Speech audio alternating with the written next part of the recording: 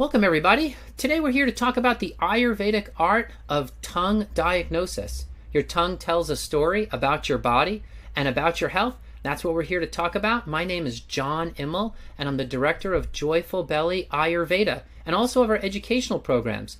This talk comes from our certification courses, the Mastering Ayurveda Digestion and Nutrition course and the Fundamentals of Natural Healing Ayurveda Health Counselor course. So if you like what you hear today, consider becoming one of our Ayurvedic students.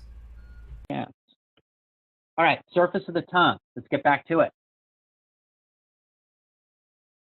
So on the surface of the tongue, it's normal to have lumps in the back of the tongue. It's normal to have some fine, to have red coloring at the tip and maybe a few fine red dots at the tip. But you want to be careful there because those fine red dots can also be a sign of pathological heat, heart fire. Scallops on the edge of the tongue. Now here's a tongue that you can see the outline of the teeth. You see that? That's called scalloping of the tongue. Why? Because the tongue's pushed up against the teeth. And that happens when the tongue is tense. If a person's really tense and pushing the tongue against their teeth, they'll get that. Actually, I tend to do that. So I have that little scalloping unless I'm mindful. And some people have a real swollen tongue, and that's why it pushes up against the teeth. I had one client say, my tongue is too big for my mouth. And that is, it's because the tongue is swollen.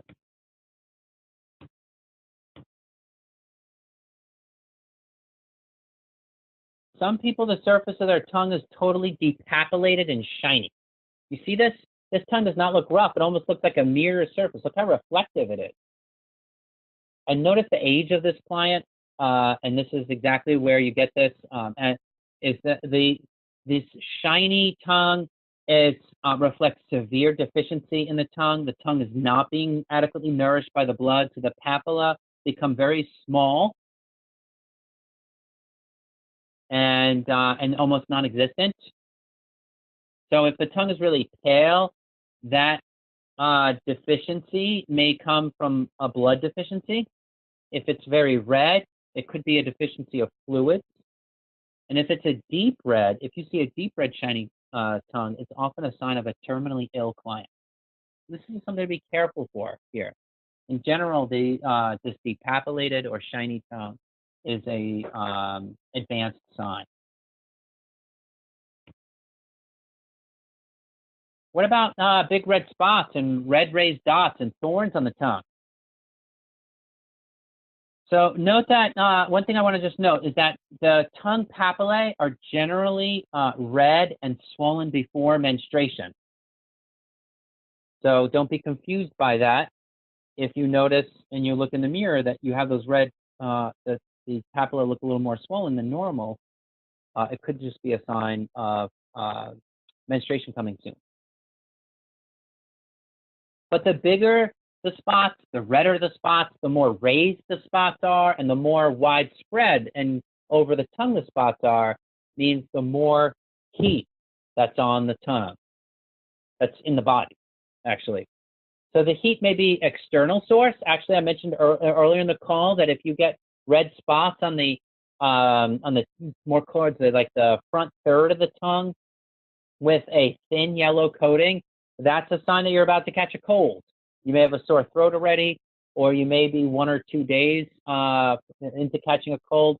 That means that there's some external or infectious source of heat or something that's attacking your body. Now, if the spots are more widespread over the whole tongue, it's more a sign of heat systemically in the body, and may even be pitta with ama or pitta with toxins, sama pitta. So acute heat conditions give a fresh red color to those spots. But if the spots are no longer red, the illness may be something from the past. The spots may linger, but the illness has passed.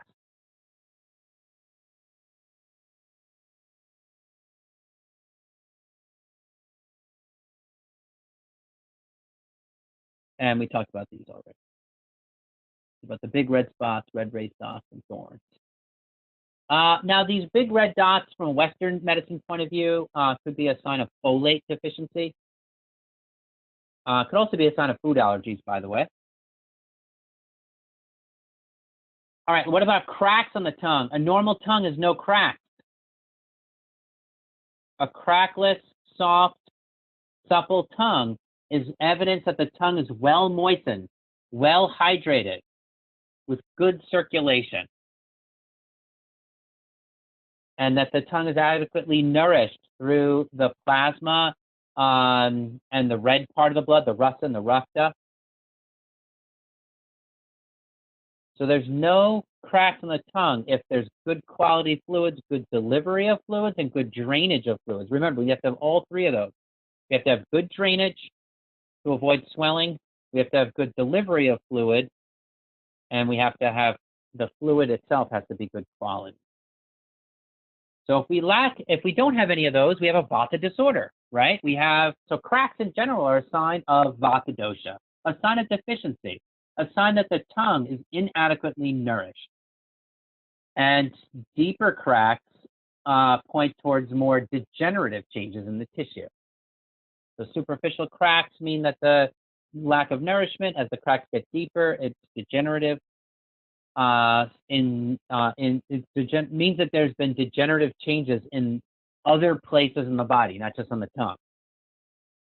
No matter how you cut it, cracks are a sign of a loss of substance or a loss of nourishment in the tongue, and so it's a sign of ojo kashay, loss of ojas, deficient ojas, and the pathology starts out as a loss of vitality and gradually becomes a loss of substance, and that's when you start to see those cracks.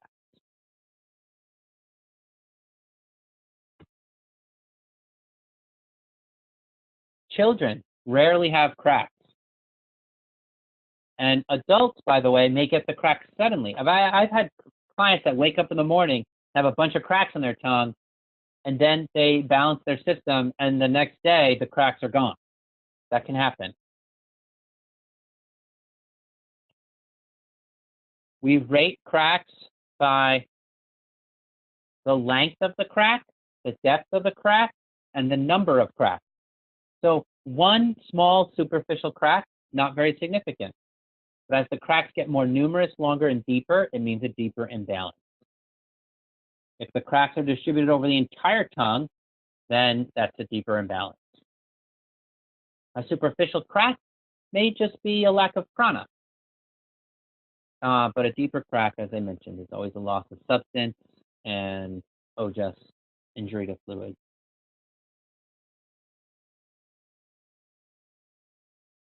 If there's coating in the crack, the doshas are aggravated. So again, that prasara stage of disease, just like that peeled coating and that uneven coating is a sign that the doshas are aggravated. That's what coating in the crack means.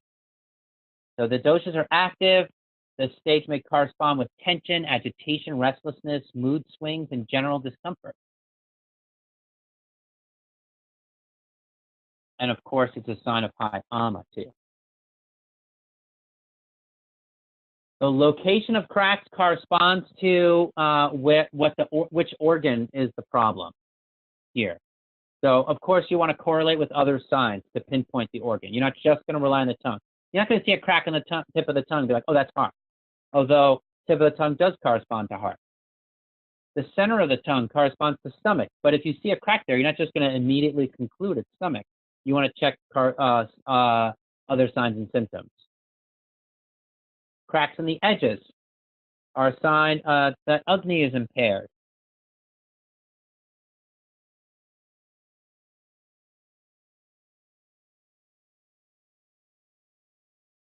An indentation at the tip is a sign of blood deficiency or weakness in rakta. And I put some Chinese medicine corresponding terms here just in case anyone wants to. All right, here's a fissured tongue. Notice the many cracks on the tongue and the coating there. A fissured tongue is just a more advanced pathology, actually. I worked with a client over the span of a year, and her tongue went from looking like this to just a bit one or two superficial cracks near the tip there. You notice the deepest crack here. Where is it? It's not quite in the tip, but not quite in the center of the tongue either. That crack is in what would be called the lung area. Notice it's the peeled coating too.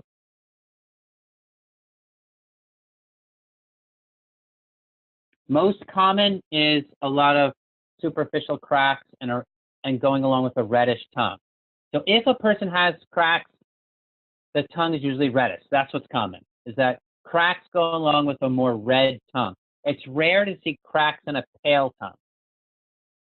Because as I mentioned, as the blood dries out, it becomes more red, and cracks are a sign of dryness.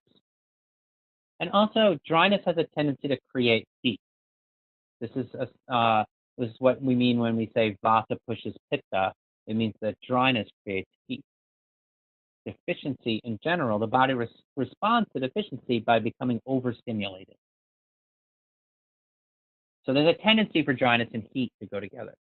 But here's an example of a pale, cracked tongue, which is strong blood deficiency.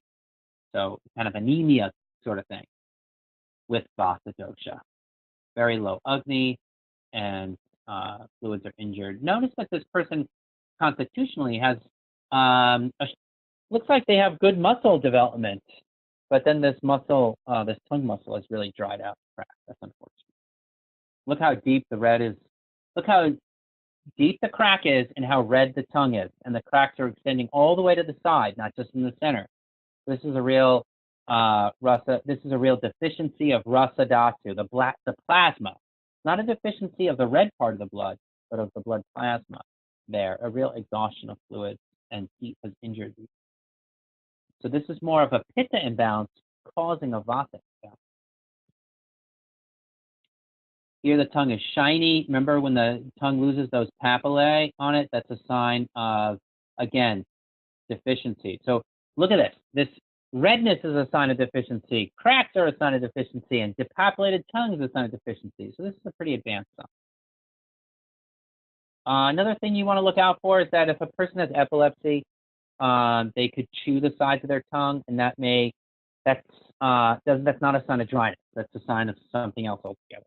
Thank you for your interest in the tongue, for your interest in Ayurveda, and most importantly, for your interest in healing yourself, your families, and your communities. Every time you give to your body gives back, and that's such a great gift. So I hope you truly loved learning about tongue diagnosis, which is so important in Ayurveda. And if you did like learning about this topic, consider joining us as a student.